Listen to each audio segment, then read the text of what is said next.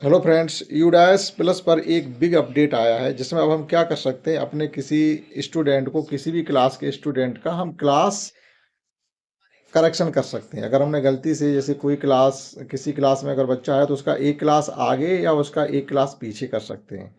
जैसे अगर कोई बच्चा आपका क्लास 3 में है और गलती से वो आपसे 4 में हो गया तो उसे वापस 3 में कर सकते हैं, या 4 वाले बच्चे को हम 5 में कर सकते हैं। ये एक बिग अपडेट आपके यूडाइस प्लस पोर्टल पे आया है, तो आइए उसको सीखते हैं। जाते सबसे पहले गूगल क्रोम पर यूडाइस प्लस पे जाएंगे।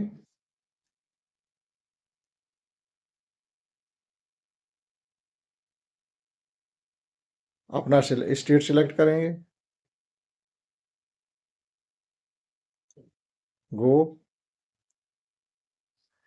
अपना यूजर आईडी, पासवर्ड और कैप्चा लॉगिन करेंगे। एकेडमिक ईयर 2023 एंड 2024 सिलेक्ट करेंगे। इस क्लोज कर देंगे। उसके बाद आप देखिएगा लेफ्ट हैंड साइड में आपके यहाँ पर एक क्लास एंड सेक्शन शिफ्ट आया हुआ है। ये नया ऑप्शन आया हुआ है आपका सेक्शन मैनेजमेंट के नीचे, क्लास एंड सेक्शन शिफ्ट। यानी अपना सेक्शन भी क्लास बच्चे का शिफ्ट कर सकते हैं और उसका क्लास भी शिफ्ट कर सकते हैं। ठीक, इससे पहले ये ऑप्शन नहीं था। ये जो ऑप्शन गिवन है वही थे, ये नया अपडेट इसमें है। तो इस पर क्लिक करते हैं। अब क्लास सिलेक्ट करते हैं, क्लास सिलेक्ट।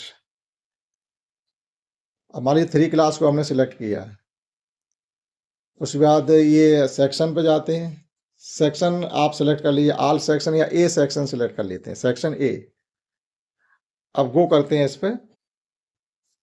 अब यहाँ पर किसी भी बच्चे को देखिएगा, आप क्लास पे सिलेक्ट करिएगा, क्लास पे सिलेक्ट करिएगा यहाँ पर।